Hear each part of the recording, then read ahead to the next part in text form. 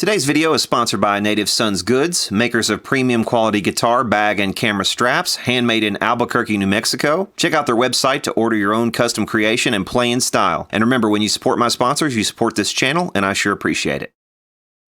Hello guys and gals, Brad the Guitarologist here. You guys may recall the JCM 2000 Dual Super Lead DSL100 Marshall that I serviced recently and took the board out, and it was blowing fuses, and replaced a couple of components and traced the thing out, and you know, did some soldering on the board that on components I thought might have been faulty and this and that. Well, it turns out that that did not fix it. So what we have here, I believe, on this thing is a problem with the main board.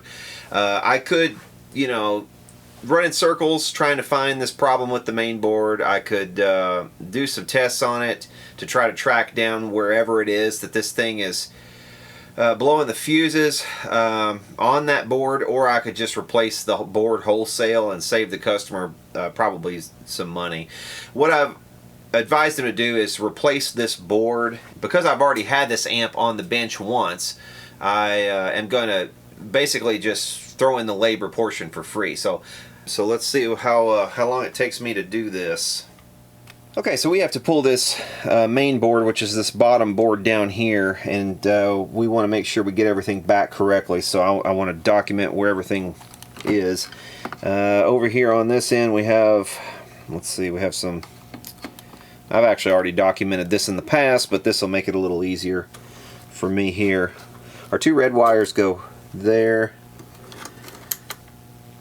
followed by a white and then a black.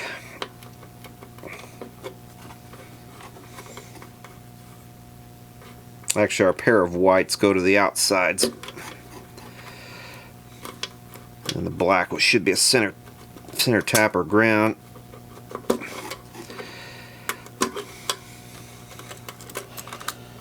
And we have connector 1, which goes up here to this upper board.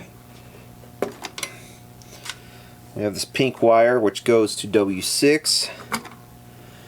We have this plum sort of color wire that goes to W7, which is coming off the transformer.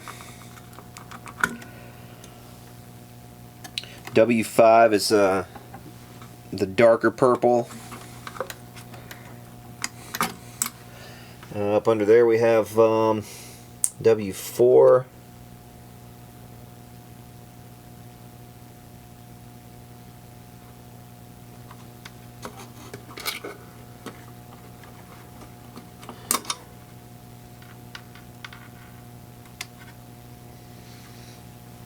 W3 is a white wire. It's gonna be kind of hard to see, but it's up under there. A little further, let's see, a little further down the line, we have a yellow wire going to W2, which is going to this backboard. We have connector 13, which is going to this upper board over here, connector 12.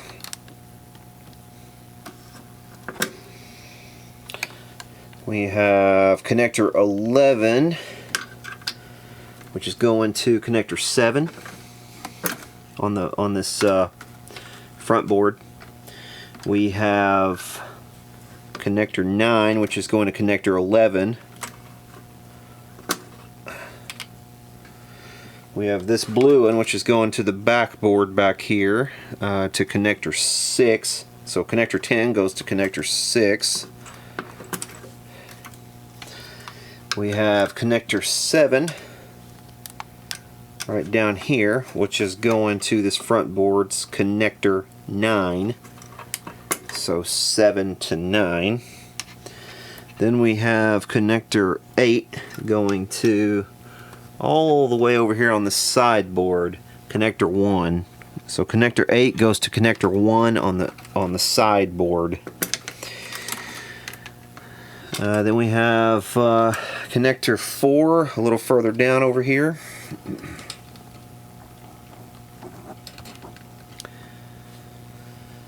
Connector 4 is going to connector 5. You can see why this gets confusing. Then below that we have connector 6, which is going to connector 3. Connector 5 is going to connector 6. Connector 3 is going to connector 2. Connector 9 is going to connector 1. We have a ground wire that's obviously going to the ground bus, and we should have another ground wire up in there. That's going to be hard to reach.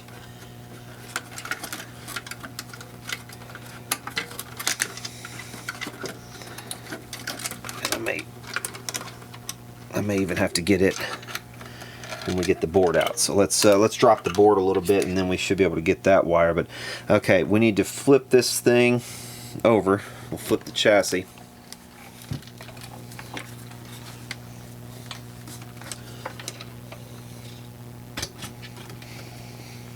Okay. Let's go ahead and spread our tube socket retainers. Pull our tubes. I want to try to keep these in order somewhat, because I did have a spark initially in one of these tubes. I think it was either this one or this one.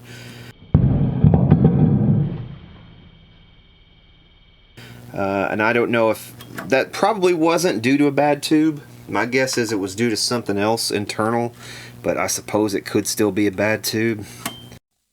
Okay, a little explanation is in order here. The reason I did not suspect these tubes as the source of the issue is because this customer had replaced these tubes before bringing me this amp, and it had already had problems blowing fuses before replacing the tubes. So I did not suspect the tubes to be the source of the issue, but something internal. So that explains that. But as we will see, these tubes were definitely bad as well, and they were probably due to the problems that were already present inside the amp.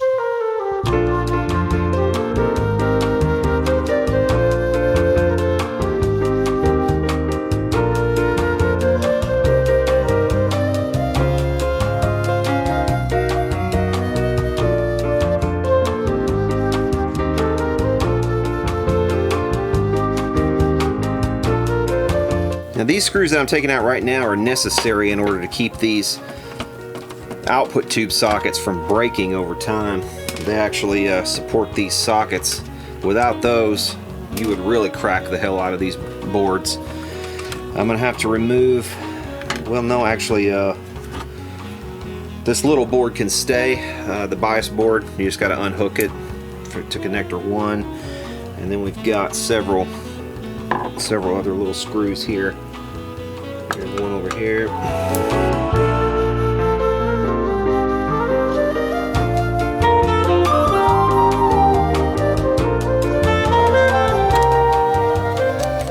Okay, let's look at the bottom of this board and see if anything burned. I don't see anything obviously burned or exploded or anything like that on this main board. I mean, it's really a puzzler.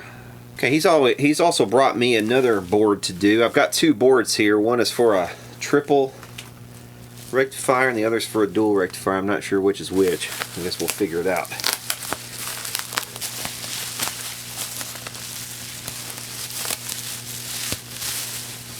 Okay, so here's the new board. It's so fresh, it's got a piece that wasn't even broken off.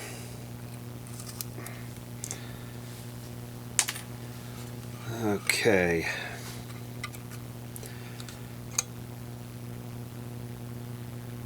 Well, they don't ship these with fuses. That's a jip.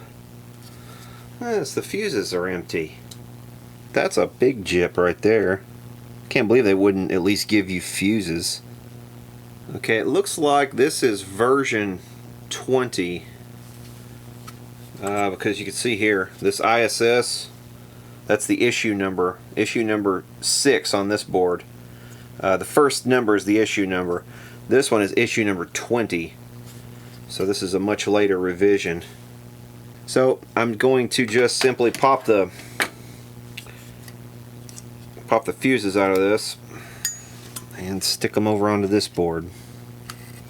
I really don't see any obvious differences here between these two boards. The difference would be in the material. This one's definitely a greener material than this one, and it's a little bit less translucent. This one's way more translucent. If I hold it up to the light, you can see through the traces a lot more than this one. So this one probably has more laminations. No, it's the same thickness. So I don't know. I'm going to inspect the underside of this board before we just slap it in. Make sure there's no obvious problems from the factory here. And no, nothing really sticks out to me. So let's put her in. Got to pop this little bit of board off of here too. Just that little tab. The other thing that this board does not have are the standoffs. You got to pop the standoffs off your old board, which that's another big pain in the ass. Why didn't they just provide the standoffs? They couldn't give you a few little bits of nylon for standoffs. I mean, come on. They're gonna make you sit here and pop the old ones off your board. That's actually annoying. That's really annoying. That makes me really dislike Marshall that they would do that. It's just one of those little things, man. You know, and if you break one of these standoffs getting it out, then you're going to be without a standoff. And if you're like me, I don't stock these. It's not like something I keep in my drawer, little nylon standoffs. Maybe some people do. I don't. All right. No, one more. One more. I mean, so that's not as hard as it's not hard, it's just annoying. It's just time consuming and annoying. You know, if you're in a pinch, just an extra step. And plus, I mean, you're sitting here risking your new board, like flexing it. You know, I'm tempted here to do what I usually do and edit out some of the fumbling and the boring little bits, but I'm going to leave this just so you can see how annoying reinstalling these stupid standoffs was and how unnecessary it was.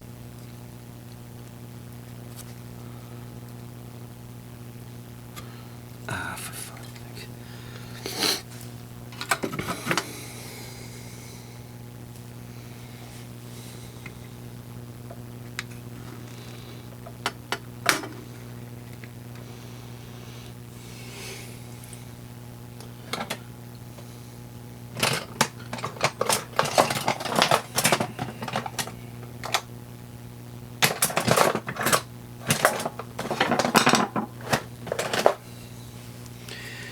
Yeah, that's just flippin' annoying.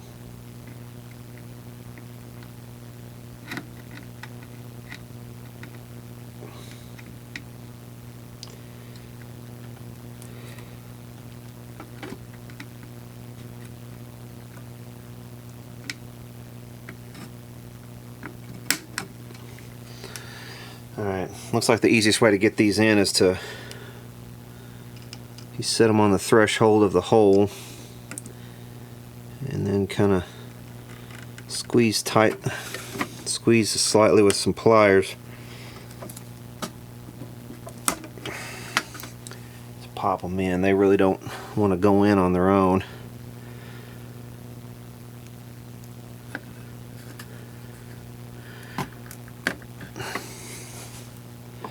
Was this a bean counter decision not to put these in here? Maybe I saved what? Probably $2 off the cost of the thing, maybe. To have somebody in Indonesia pop these stupid things in here for me.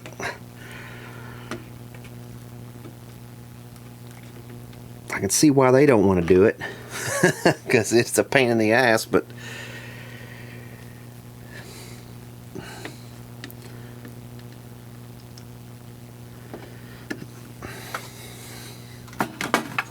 just annoying. Just annoying. Seems like they would have a machine that could do this.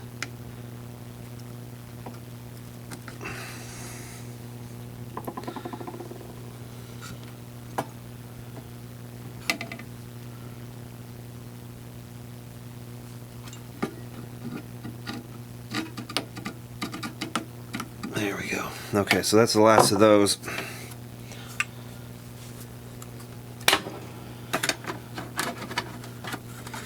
Well, that definitely cost me some time, didn't it?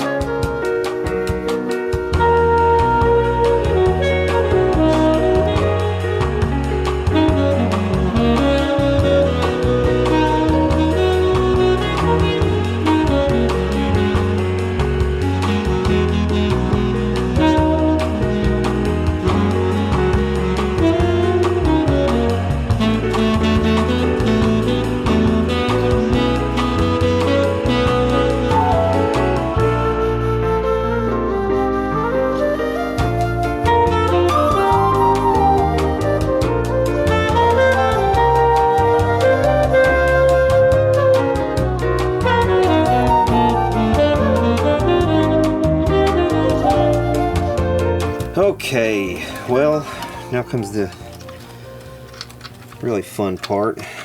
Alright, so I got to retrace my steps, so this requires me to stop filming and look at my video.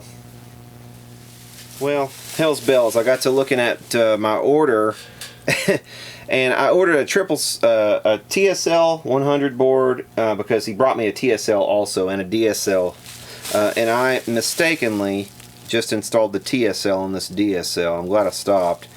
But the PH219 is the part number for the DSL, and this is the DSL board, and there sets the TSL inside of this DSL. So I need to get back in there and take that out. There are a couple of differences.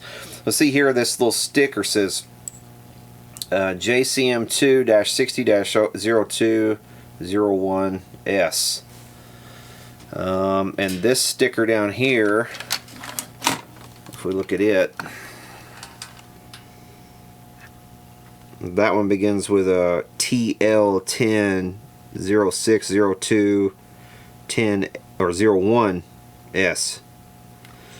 So it's a different number. My bad, stupid me. The differences in the boards, it looks like there's a couple that I can sort of see. For one, let's see. Okay, this area right here where we have a couple of jumper wires. In this board down here, we actually have some components. Let's see, where else did I see a... Oh, right here, where we have a big jumper wire. We have a capacitor right here. What else? Is that it? That can't be all of it. Surely. No, there's a capacitor right here. That looks like it's just kind of tacked in there after the fact. It's actually larger than the opening. Well, that's interesting. It's interesting that that capacitor is there because it doesn't even exist on this board. There's nothing there. Okay, so there's definitely a few differences here. Not big ones, but subtle ones. And here's what I'm going to do. I'm just going to unscrew the screws, and I'm actually going to leave this board attached to that that outer shell, and I'll just attach this board to the other outer shell and just swap them that way and make it a little easier. So yeah, I'll just leave this board attached to this plate here, and I'll put this in the triple super lead because this is all the same anyway. The bias is this board is the same bias board too, so I'll just transplant this whole thing over. That'll prevent me from having to take all the screws back out. Okay, this is the TSL, and I think everything over on this end was pretty much the same as the DSL. Right here, connector 13 is a yellow wire, so I'll pull it. It goes up here to this upper board. Man, these suckers are in here. Connector 12 is going over here to connector 16. See, these are all different. What's different is this board is split into 3 different boards. Yeah, so this is all this front board is what's mainly different in the TSL. But you have to trace all your wires. Again, connector 12 down here goes to connector 16 up here. Connector 13 goes to connector 17 over there.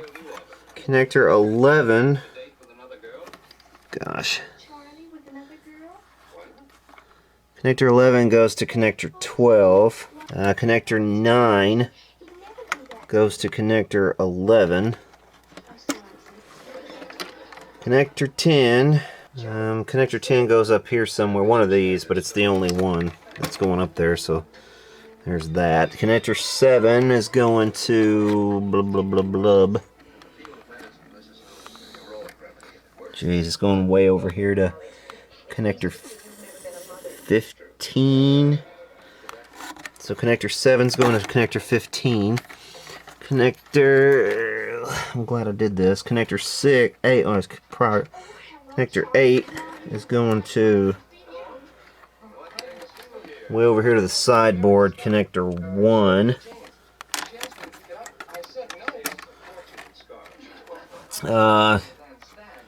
Connector 4 is going to connector 8. Connector 6 is going to connector 2.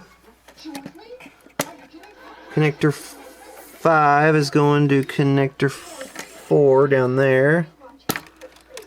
Connector 3 is going to, this is getting old, isn't it? Connector 3 is going to connector 6.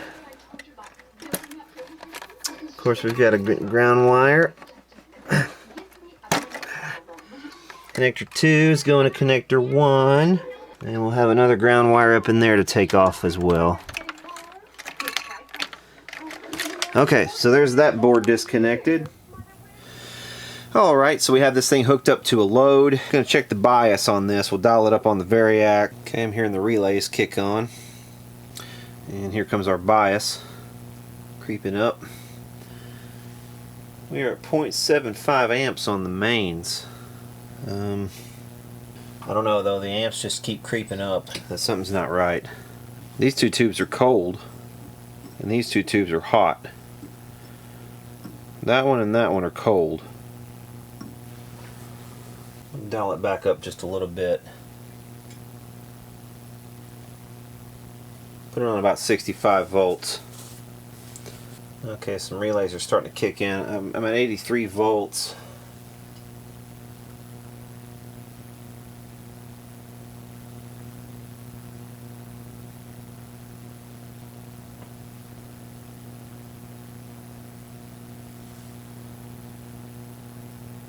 Whoa. Okay, look at the bias. Wow.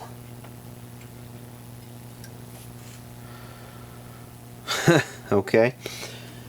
Well, back up to about 90 volts. And we'll watch this kind of creep up.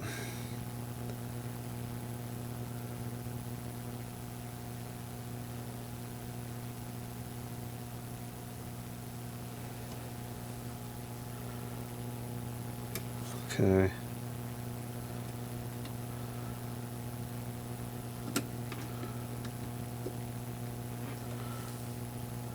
Just going to back these off slightly. And of course it stands to reason I'm going to have to rebias because, you know, I changed the board and the components are all different values.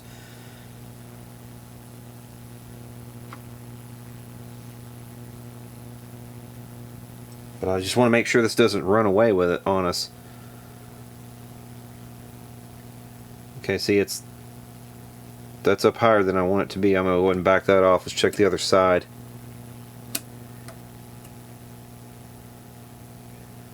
That one's at 20. 26? How is that right?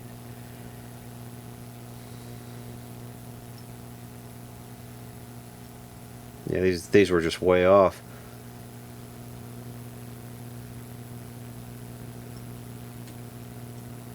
Let's put it about 60. This one, oh my God.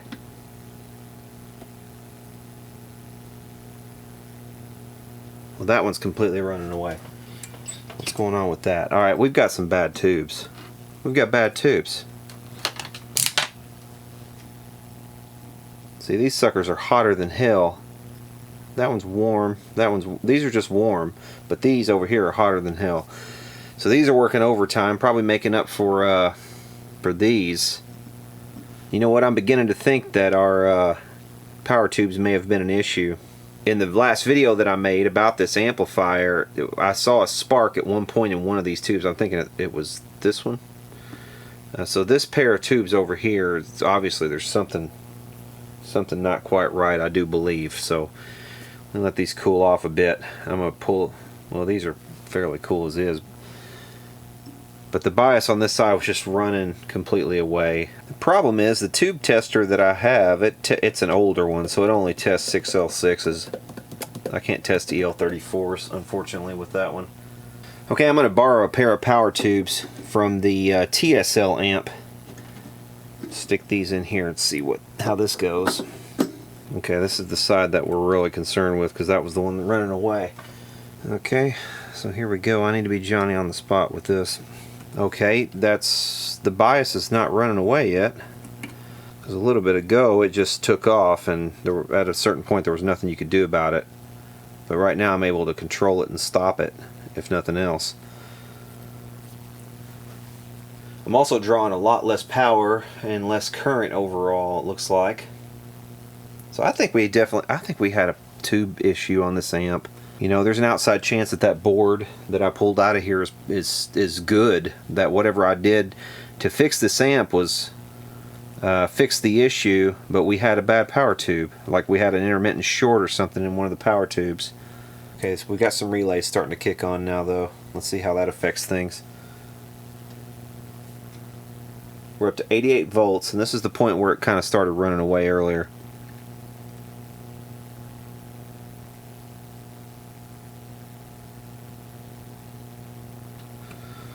Alright, we're at 60 on this side and 43 on this side.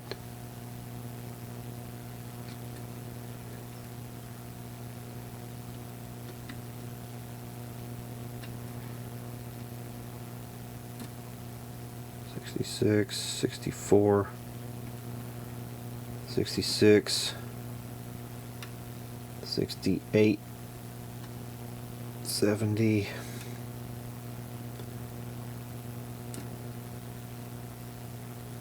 Okay, this one's going up and up and up. We'll start all that shit.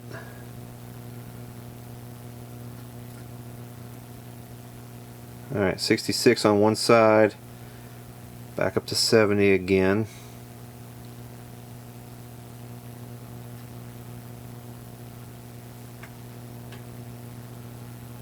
Alright, 64. This side's at 67. 68.